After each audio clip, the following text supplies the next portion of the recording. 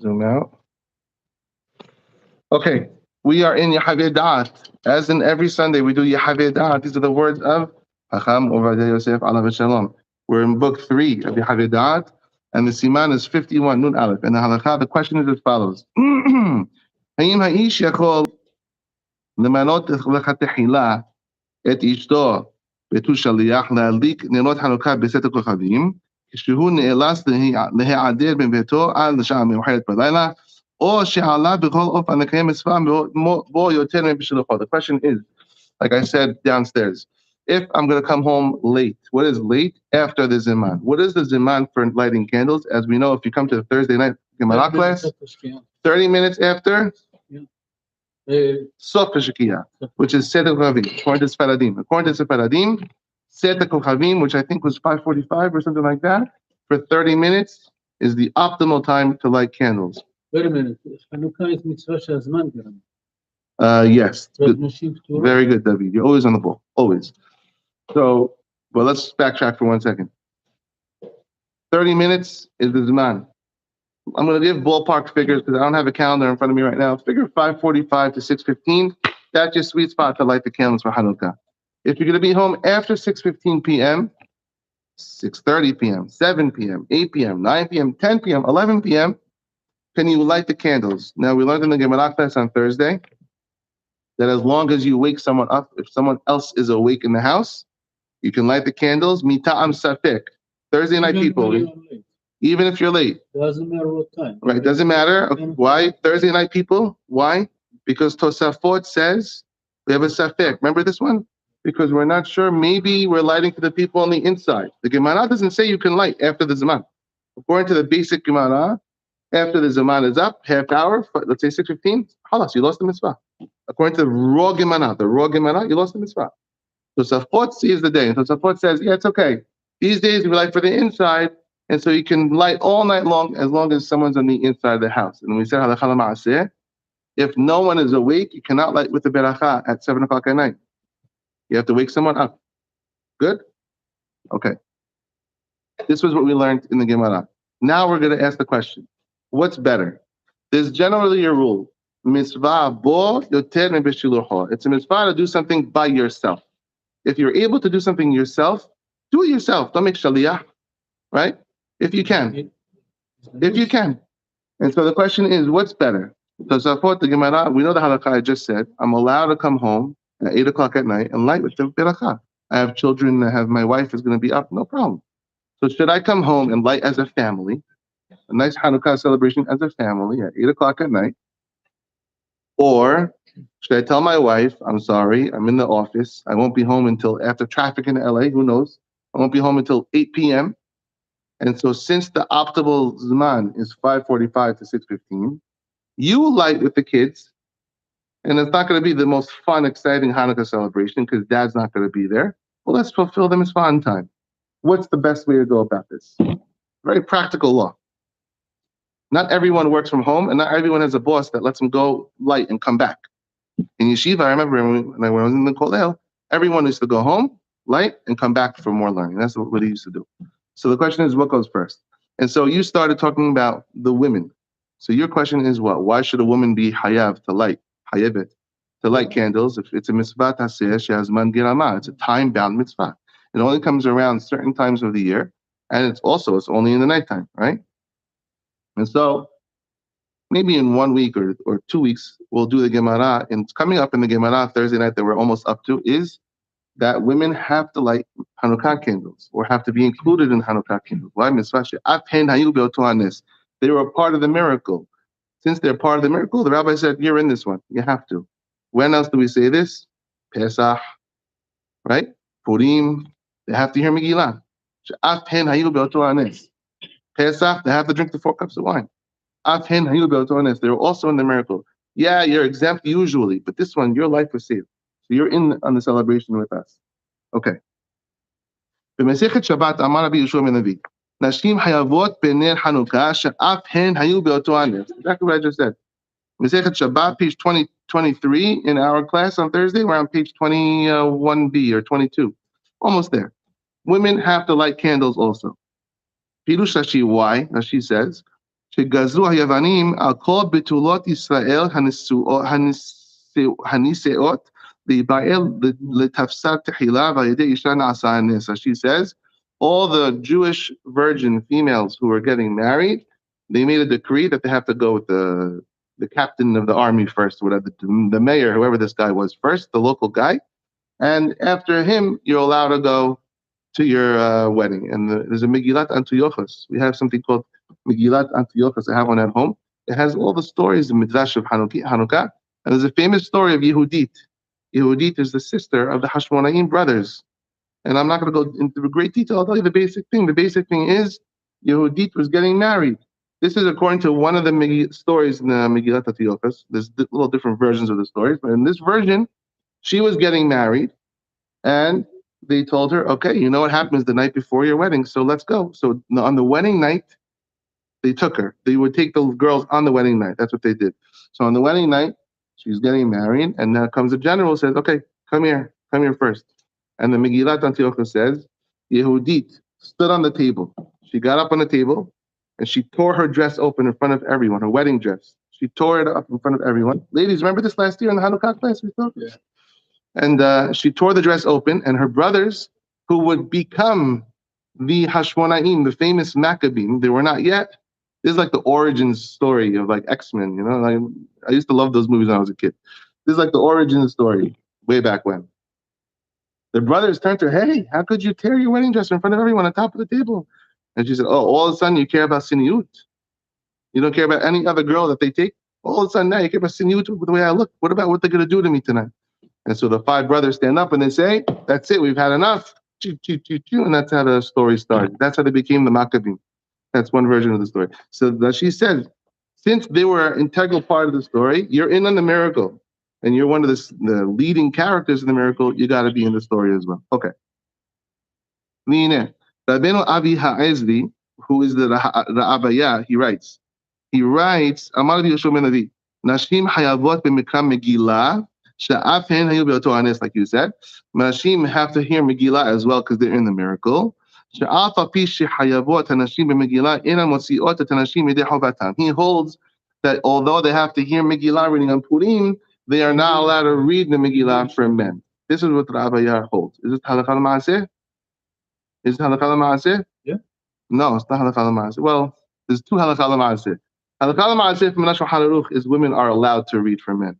Halacha l'maaseh, which is like 2023, we don't do it because the Orthodox Jewry became another level of strict, I guess you would say, on top of Shulchan Aruch.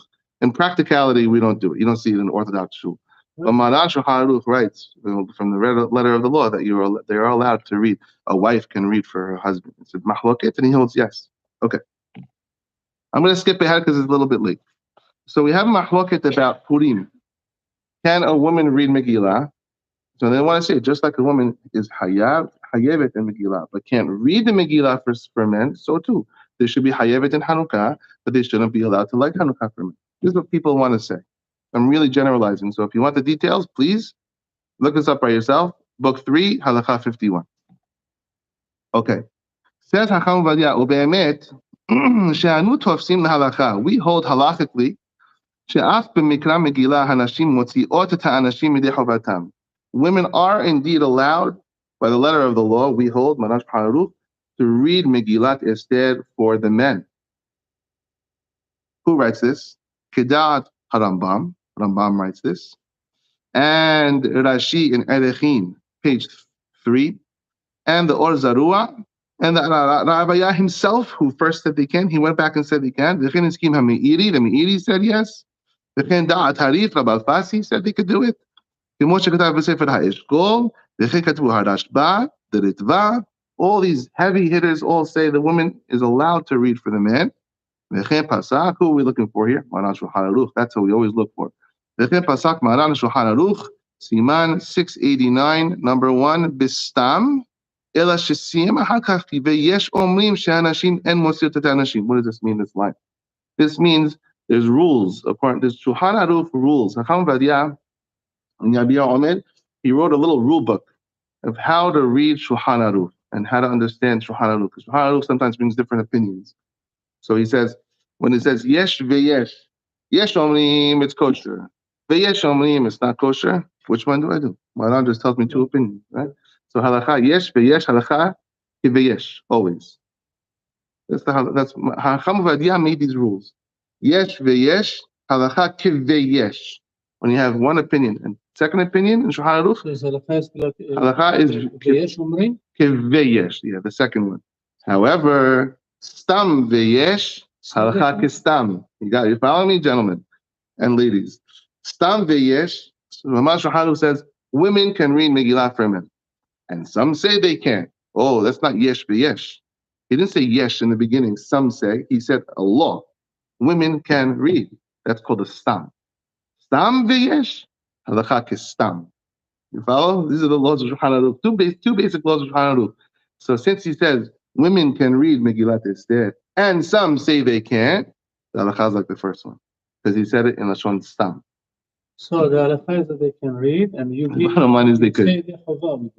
Yes. Yes. If someone's wife, so now I'm going to be a normal Orthodox person right now. Read it for him, and yeah, let's go that way, because I don't want people to call me conservative. We're not going to have a women's reading in the shul for the men. We are an Orthodox synagogue, right? So let's say it's a wife. Someone's not feeling well, like me. My throat's killing me right now. And his wife knows how to read it. And so he says, hey, honey, could you read the Megillah for me? Good, right? Also, we talked about this once upon a time with Birkat Hamazon. Birkat Hamazon is the mitzvah aseh min Torah. Ve'achalta ve'sevata u'berachta et Adonai Elohecha. It's a mitzvah aseh min Torah. Women also have to say Birkat Hamazon. And so there's a big question. We said this one time. No, Uncle Jack, can a guy's wife do the benching for him? I don't want to do the benching. You do. I do it for my wife all the time. I want you to do it for me now. Return the favor. Yeah. It's a huge question, and not to get too crazy on the side, but I'll just tell you one thing. If you're going to do this, you better make sure you're both full. You're both full. Because if you're not full, it's no longer a mitzvah aseh min Torah. You have to fulfill the criteria. Ve'achalta, you ate. Ve'savata, not kazait. Ve'savata min Torah. If you had a kazait or a kabetza and you're not full, it's not a chiyuv from the Torah. It's rabbinic. You have to be savata, yeah. And so this is a whole topic. So I'm just giving you very basic. If you're both full, and then you can maybe start doing this stuff. Okay. Okay. So it says Hacham Ovadia.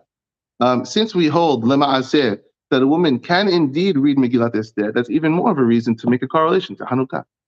They should be able to do Hanukkah candles for you. They should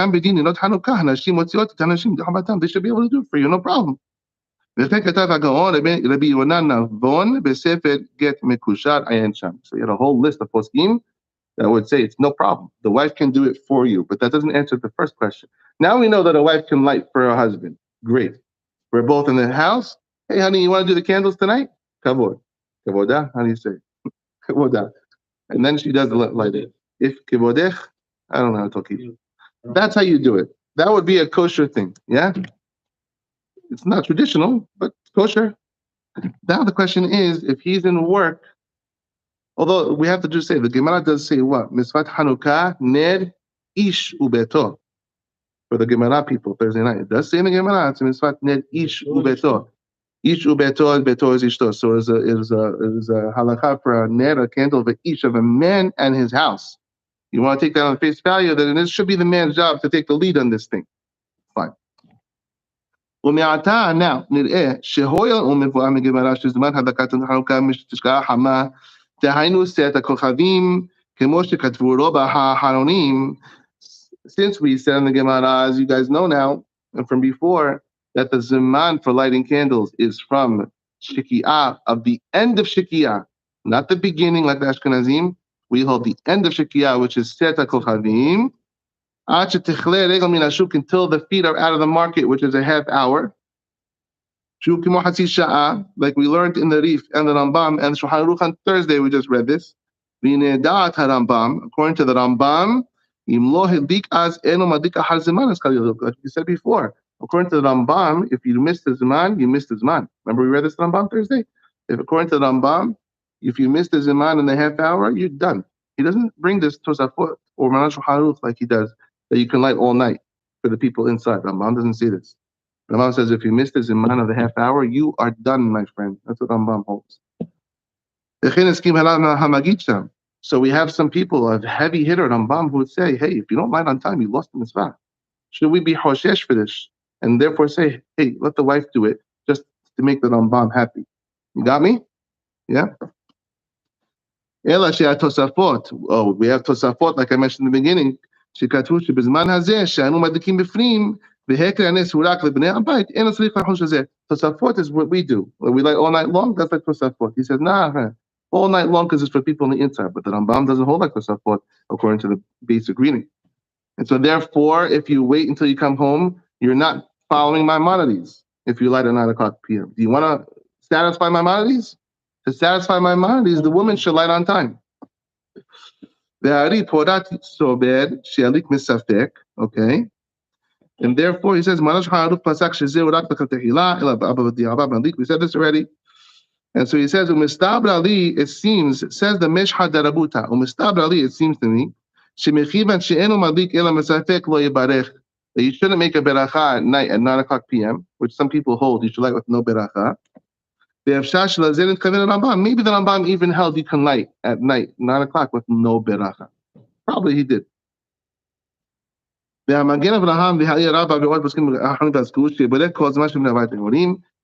of the poskim, like we said, hold that you can light at 9 p.m., you can light at 9 or 10 p.m. as long as someone is up. And you can be mevarech also. With the beracha, as long as someone is up. Okay, the fichach, therefore, if the man of the house sees that you can't get out of your work obligations, you can't get out of this meeting, to get home to light on time, especially if you have a long commute to and from work. You won't get home until late at night. It is very proper to do what? Let your wife light with the kids. And you stay at work. Light on time. Do the mitzvah properly. Let them light without you. How come with your rights? With the beracha she makes. With the kid. And you are not there. That's what he holds. Which starts, like we said, around 15 minutes after sunset, which is Setel Chavim, right? 13 and a half minutes is Ben Hashem HaShot. And Set is around 13 and a half minutes, 15 minutes after sunset. Therefore, you'll be able to light and fulfill the commandment in its proper time, even if you're not there. Even though you're right, we generally like to do stuff ourselves and not with the shaliach, and you should be involved in it. That's only if you're going to do the same exact mitzvah, the same exact preferable mitzvah with you or a shaliach, it should be with you. But if you're going to do a minor version of the mitzvah, a lower version of the mitzvah, and your wife could do the proper mitzvah, then she outweighs this concept of doing something yourself. About kasha mitzvah na'asit al shaliach bizmana or bi'ita k'takarat hazav haki adif tefeh mima she'yelit nerot hannukah be'asmo la'achar zaman she'ad hu nichnas be'sela ha'machloket shel poskim, because you're going to get yourself involved in a whole machloket if you can light at 9 p.m. and there's going to be some facts according to my mind, maybe you're not yotzeh, and therefore get out of this whole thing and let her light on time. And so writes Hagaon Rabbi Yosef Haim. Who's this? We've done it every single time we mention him. We say, "Who's this?" The man is high now. Yeah, the man is high. Agrees. The apapi. Okay, let's get that. Umuchach. Umuchach. Shechol shemadikin la bebeto. Wow. I think time's up. Umuchach. Shechol shemadikin ala bebeto. Eno tzarich sheyeh nochach sham ba'al. Don't worry about you being absent. You are yotzeh, you're fulfilling the mitzvah by not being there, by having someone in the house do it for you. Bayit Hadash katav hasored esra habilo beishto meneged alav eno tzarich le'hafsik mesiudato lelekhet le'oto. Bayit Hadash was known as the Bach. He writes that if you're at your friend's house having a meal and it's time to light and your wife is lighting at home, you don't even have to stop eating. He said, Bayit Hadash, keep eating. It's fine. You don't have to go home. You're covered just by the house being lit. Okay. Besikum. Let's just do the last two lines. However, obviously, in this circumstance, if you can't do it on time, To do something on time is always the best thing. בסיכום, in summary. כשבעל הבית נאלץ להיעדר מביתו בזמן הדלקת החנוכה עד לשעה מאוחרת בלילה, if you're going to be home late from work, ראוי ונכון שימנה את אשתו שתהיה שלוחו להדליק נרות חנוכה עם סדר לחמים. It is proper and fitting to make your wife the messenger and the representative of the house to light for your house on time. שהוא קרב השעה אחת שקיעת השמש, which is around 15 minutes after שקיעה.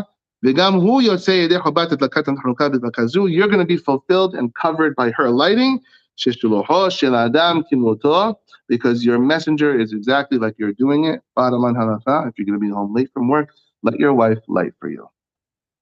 That's